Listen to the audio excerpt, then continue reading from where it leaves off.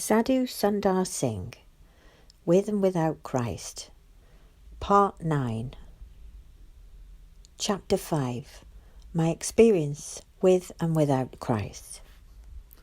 I was born in a family that was commonly considered Sikh, but in which the teaching of Hinduism was considered most essential, and my dear mother was a living example and faithful exponent of its teaching.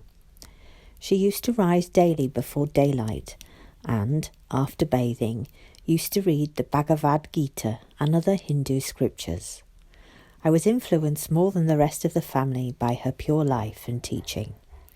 She early impressed on me the rule that my first duty on rising in the morning was that I should pray to God for spiritual food and blessing, and that only after doing so should I eat breakfast. At times I insisted that I must have food first, but my God-fearing mother, sometimes with love and sometimes with punishment, fixed this habit firmly in my mind, that I should first seek God and after that other things. Although at that time I was too young to appreciate the value of these things, yet later on I realised their value, and now, whenever I think of it, I thank God for that training, and I can never be sufficiently thankful to God for giving me such a mother, who in my earliest years instilled in me the love and fear of God. Her bosom was for me my best theological school, and she prepared me as much as she was able to work for the Lord as a sadhu. A pundit and a sadhu. My mother for some years instructed me from the holy books of the Hindu scriptures, and then handed me over to a Hindu pundit and to an old Sikh sadhu. They used to come to our house for 2 or 3 hours daily to teach me. The pundit taught me single lessons out of the Hindu Shastras, and when he died, another pundit, Kashinath, taught me the Sanskrit scriptures. The Venerable Sadhu taught me the Granth or Sikh scriptures. I recognised that I got some degree of consolation from this teaching, but I was still hungering for real peace. They taught me with great sympathy and freely gave me the benefit of their experiences, but they had not themselves had that real blessing for which my soul was craving, so how could they help me get it? My father. I often used to read the Hindu scriptures till midnight, that I might in some way quench the thirst of my soul for peace. My father objected, saying, "It's bad for your health to read so late." Though there was much in my home to make me happy, I was not attracted by it. My father often remonstrated with me, saying, "Boys of your age think of nothing but games and play, but how has this mania possessed you at so early an age? There is plenty of time to think of these things later in life. I suppose you must have got this madness from your mother and the sadhu." The pundit and I frequently asked the pundit to explain my spiritual difficulties for me. He said, "Your difficulties seem to be of a new and strange kind. I can only say that when you grow up and get more experience and knowledge about spiritual life, these difficulties will disappear of themselves. Now, don't worry about these things at present, but do what your father advises you." I said to him, "Suppose I do not live till I grow up, then what will happen? Besides this, getting one's hunger or thirst satisfied does not depend on age or on whether one is big or little. If a hungry boy asks for bread, would you say go and play, and when you are big and can understand the real meaning of hunger, then you will get bread? Will he be happy in playing when he is hungry, or can he live till he is grown up if he gets no food? He should get food now. I feel very hungry now for spiritual bread. If you've not got it, then please tell me where and how I can get it. If you do not know where I can get it, then say so." The pundit said, "You cannot understand these deep spiritual things now.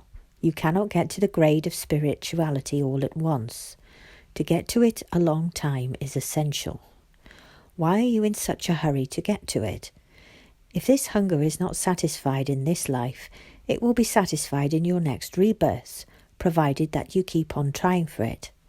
So saying, he evaded me, and my problem was not solved. The sadhu and I spoke to the sadhu several times about my difficulties, But he also gave me a somewhat similar answer. Do not worry about it. When you get knowledge, or jnana, all these difficulties will disappear. I replied, no doubt it's true that when I obtain this perfect ultimate knowledge, my difficulties will disappear. But even at this stage, the little knowledge that I have should remove some of my difficulties, while I should be able to hope for further enlightenment in the future. But I do not see how this increase of knowledge will be able to do much, for it looks as if further knowledge will result in my needs and difficulties being still more clearly seen by me. And how will these new needs be met? Here one requires not only knowledge, but bread for the hungry, for when this little knowledge has shown my needs to me, then more knowledge will show more needs. So the question is, how am I to meet these needs? The sadhu replied, not with imperfect, finite knowledge, but with perfect and final knowledge will your needs be met. For when you get perfect knowledge, you will realize that this need or want is only an illusion, and that you yourself are Brahma, or God, or a part of him. And when you realize this, then what more will you need? I persisted. Excuse me, but I cannot believe this. For if I am a part of Brahma, or am myself Brahma, then I should be incapable of having any maya or illusion. But if maya is possible in Brahma, then Brahma is no longer Brahma, for he has been subordinated to maya.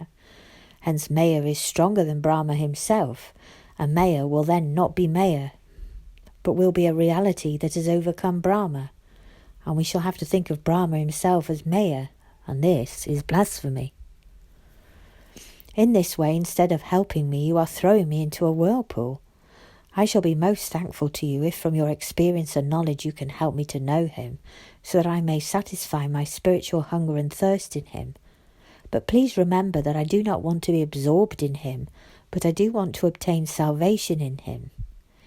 Then he said, Child, it is useless to waste time on these things now. The time will come when you yourself will understand these things. Again I was disappointed.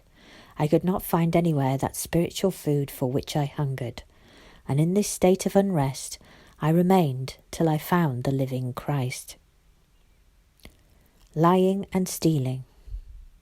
From my earliest years, my mother impressed on me that I should abstain from every kind of sin, and should be sympathetic and helpful to all in trouble. One day, when my father had given me some pocket money, I ran off to the bazaar to spend it. On the way, I saw a very old woman famished with cold and hunger. When she asked help from me, I felt such pity that I gave her all my money. I came back home and told my father that he should give the poor woman a blanket or she would die of cold. He put me off by saying that he had often helped her before and that it was the turn of the neighbours to do their part. When I saw that he was not willing to help her, by stealth I extracted 5 rupees from his pocket, intending to give it to her to buy a blanket with.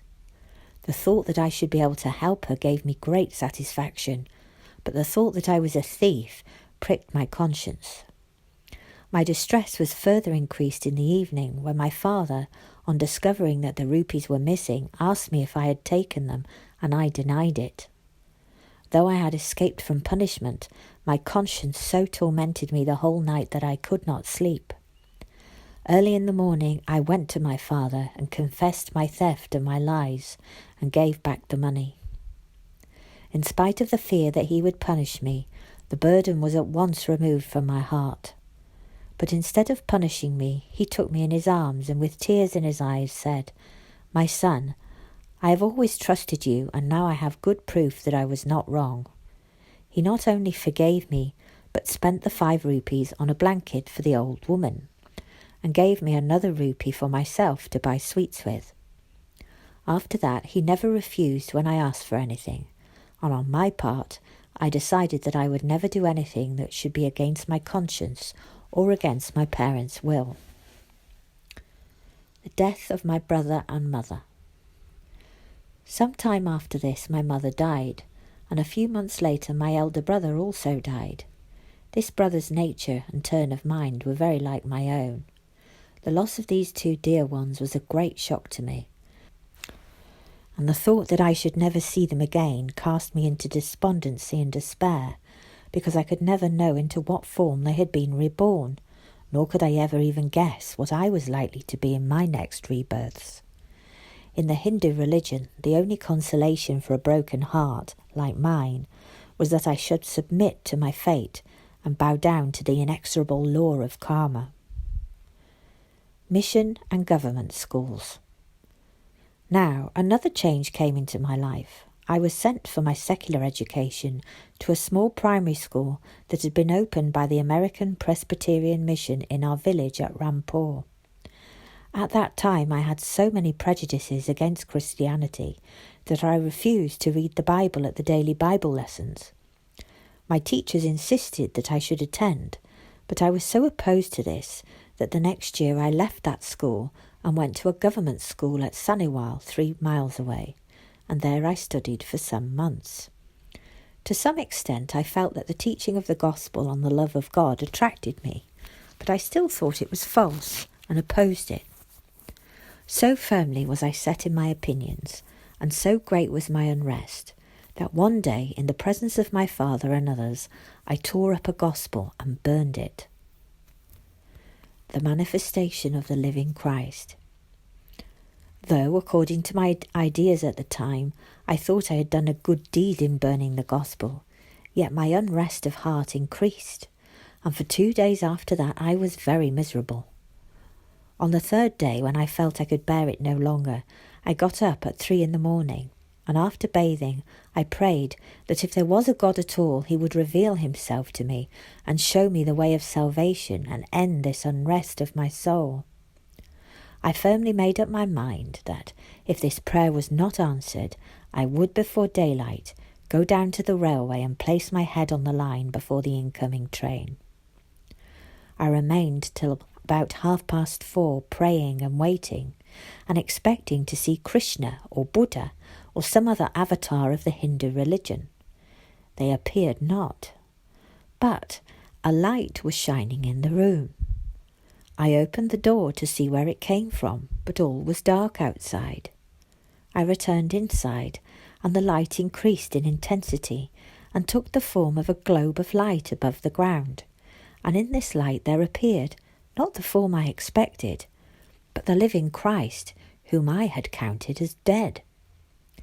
To all eternity I shall never forget his glorious and loving face, nor the few words which he spoke. "Why do you persecute me? See, I have died on the cross for you and for the whole world." These words were burned into my heart as by lightning, and I fell on the ground before him. My heart was filled with inexpressible joy and peace, and my whole life was entirely changed.